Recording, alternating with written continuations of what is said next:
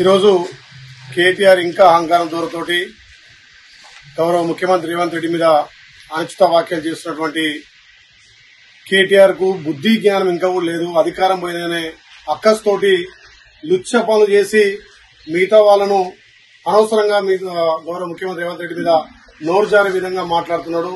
ఇలా నువ్వు మీ కుటుంబం లుచ్చ పనులు చేసి తెలంగాణ పరువును తీసినటువంటి మీరు మాట్లాడడం నిజంగా కూడా సిగ్గుచేటు. ఒక రకంగా మీ చెల్లె తెలంగాణ పరువును తాకట్టు పెట్టి జైలుకి వెళ్లిందే గాక ఇలా ఈ ఫార్ములా కేసులో 55 కోట్లు విదేశీ కంపెనీలు కట్టుబెట్టి ఎలాంటి అనుమతులు లేకుండా లుచ్చా పనులు చేసింది నువ్వు. అనవసరంగా వేరే వాళ్ళ పేరు మీద నోరు జారడం నీకు సిగ్గుచేటు. ఇకనైనా నీ బుద్ధి మార్చుకో.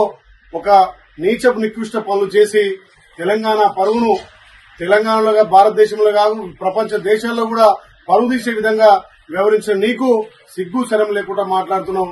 మా గౌరవ ముఖ్యమంత్రి ప్రజాపాలన ద్వారా ప్రజలకు సంక్షేమాలు అందించి మీరు చేసినటువంటి అప్పులను మీరు చేసినటువంటి తప్పులను ఒక్కొక్కటిగా సర్దిద్దుకుంటూ ప్రజాపాలన అందిస్తూ ఇలా ప్రజలను మందుతున్నటువంటి గౌరవ ముఖ్యమంత్రి మీద కేటీఆర్ అనుచిత వ్యాఖ్యలు చేస్తున్నావు.